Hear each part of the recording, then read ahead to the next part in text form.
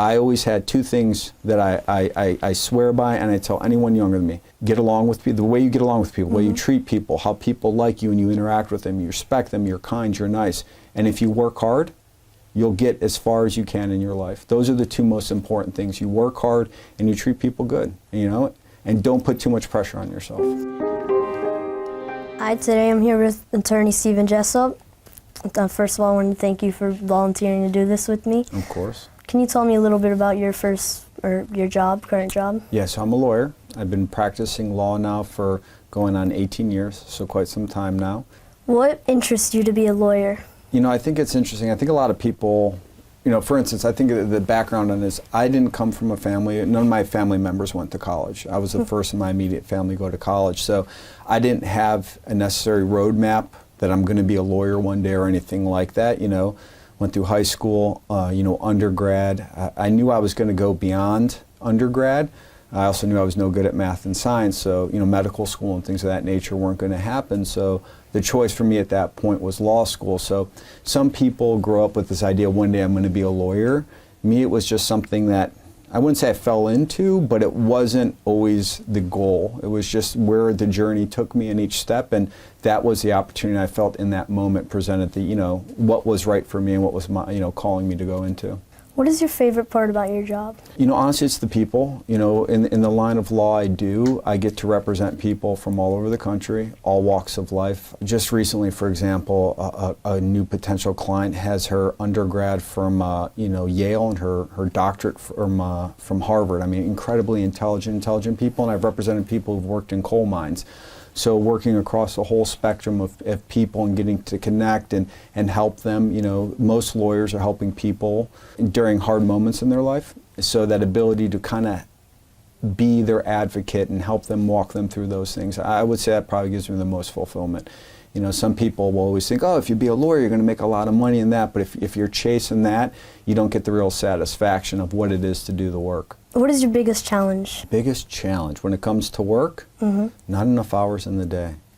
I think that's one thing, and I think you know, especially high school students, there's always something, right? You're always doing all this extra work because you're thinking about getting into colleges and stuff. It's always go, go, go. So I think you can relate to that idea of there just doesn't seem to be enough time in the day.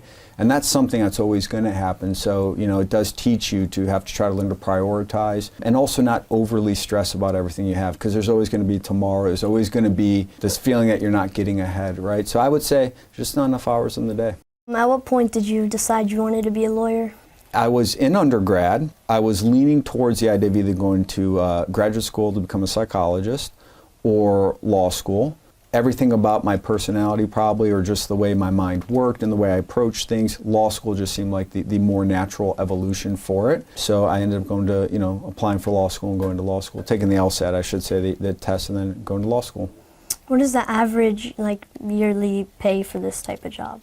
You know, that varies throughout the country. There are some lawyers that make a boatload of money, and there's some that make very little. My first job was as a public defender, and here we are, it's 2024. I still think the county that I worked for is still only paying their first year attorneys about $42,000 a year.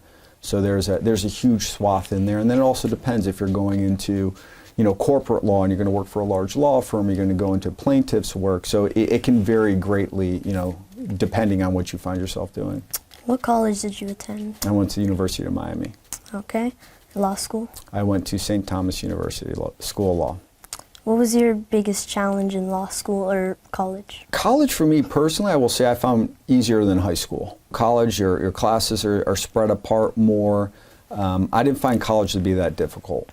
Law school, the biggest challenge in law school, and I think if you can get through undergrad, anyone can go to law school. Where law school weeds people out, I think, is the workload is obscene. I mean, the amount of reading you have to do in a given day, and then, you know, it's so much. And I think it's preparing people for the endurance of long hours and just trying to maintain focus in doing it. So the hardest challenge I would say in that was keeping up with that workload and almost seeing and understanding that, you know, the professors in law, they want you to succeed, but they're preparing you with the work, right? It's almost like a tough love type thing. Or, you know, you think of military training. They want you to succeed, but you got to put in the work. So I think it's just having that mindset of you can do it, You just gotta work trust the process and just work it day by day. If you get caught up in thinking too far ahead, you're going to lose sight of what you're working on. Like win each moment that you're in at that given time, and then focus on the next thing. Why did you decide to be a disability lawyer? There's another really good question, because most people who go to law school, for the most part, have no idea what type of law they want to practice. Unlike, say, medical school, where you can specialize in something, there's very few specialties in law. Tax and estate and probate stuff being exceptions to that. As an anecdote, I ended up at the firm I'm at. I had a class during a summer session. One of the classmates asked me, "Hey, do you have a job?" I said, "No." He said, "You want one?" I said, "Yes." And I started clerking for the law firm I work for now. It's not like I started, in law school thinking, "Hey, I want to do disability insurance work." It was an opportunity that presented itself. I found the work to be, very fulfilling, based on just how my personality is and wanting to help and connect with people. And then I was blessed that the atmosphere I'm in, the law firm I work for is amazing. It's like a very family atmosphere. And that's not always the case. With certain law firms, I have friends that are in law firms that, can't stand the job and the workload and what they do. So, sometimes it's just right place, right time. And then again, trusting that's where you're supposed to be and just trying to do your best in the moment. How long have you been working at this law firm? 15 and a half years. Your favorite part about working at this particular place? So outside the work, like the actual work that we do, the people, it's very much a family atmosphere. The majority of the people who've been here have been here for well over a decade. I spend more time in a given week with people I work with generally than I get to see my family in waking hours. So I think it's the atmosphere, the management is amazing, the other, colleagues and stuff. It's just that sense of friendship and kinship and camaraderie.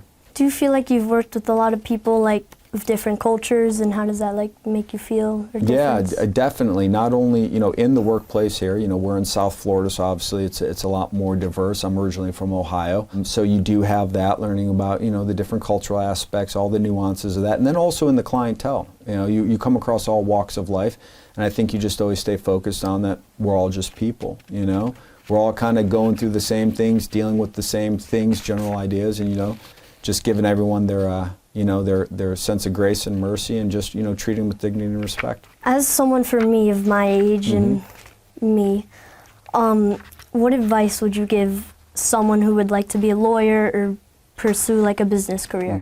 I think the biggest advice to anyone young, especially if you're thinking about going to law school, business, or honestly anything, it's sometimes I feel unfair, and when I was young I felt it, that at an early age, you got so much pressure about what you have to do in your life, what you're going to be. You're trying to plan your whole life when you're a teenager, and that can be a huge burden. So I think it's important, to take a step back, breathe in the moment, and not get too carried away thinking about what the future is, right? Today has enough worries of its own, so just focus on this. And, my advice would be to don't try to rely on your own strength. I think it's very easy to think, I can do this, I can do that, I can do that. Ask for help, seek help, seek guidance from people, because there are people that want to help and see you succeed, right? And have been in your position, and it's a tough road. So I think the big thing is that don't put too much pressure on yourself. I did not come from a background where it would have been expected I'd go to law school by any stretch of the imagination. That was all foreign territory. I had no one in my family to tell me about signing up for college classes, doing any of that type of stuff. But I always had two things that I swear by, and I tell anyone younger than me. Get along with people, the way you get along with people, the way you treat people, how people like you and you interact with them, you respect them, you're kind, you're nice. And if you work hard, you'll get as far as you can in your life. Those are the two most important things. You work hard and you treat people good, and don't put too much pressure on yourself. What were some of your prior work experiences? So when I was in high school, I worked for, it was originally Refco, and then it got bought up by CVS. At 16, I was the pharmacy technician supervisor. So I was working in a pharmacy. Coming out of college, I was from Ohio. I moved back home. At that time, the job economy was not very good, so I went back to working in a pharmacy. I was doing some teaching stuff for a classroom setting I used to do, and then heck, I even ended up working as an overnight stock supervisor for Kohl's when they opened up there. So, not too many exciting jobs. And then I was a public defender before, coming into this job. What are some key things to have a successful career, and what does a successful career mean to you? You know, key things, again, work hard, you know. You can have all the skills and talent in the world, but if you don't apply it, it's not going to do you any good, right? So work hard, be good to people, right? Try not to take it all too seriously. You know, learn to laugh. There's going to be ups, there's going to be downs. Those, I think, are really the biggest keys to success in any field, regardless of it, you know? Work hard and be good. Be nice. Okay, so one more question. What are some advanced, like, midlife questions, like past, like, college, and like even if you went to like law school and stuff, what would you say if you didn't know what to do with your life? If you don't do it with your life, you know, it's interesting you say that, because I've talked to people, and they'll say, you know, even at 50, I don't know what I want to do with my successful people, right? You're always evolving, always wondering what's going to be ahead on it. And that'll always happen. You know, I'm in my 40s now, and sometimes I still feel like an 18-year-old kid. I call my dad, who's in his late 60s, to ask him about things, and he's like, I have no idea. I'm still trying to figure that aspect out. So no one's ever going to have all the answers. So don't feel like you need to have all the answers. You're always going to be learning, and you're always going to be changing opinions and things that are important like that. So allow yourself to be open-minded enough to embrace new opinions, new thoughts, and, you know, see the bigger picture, right?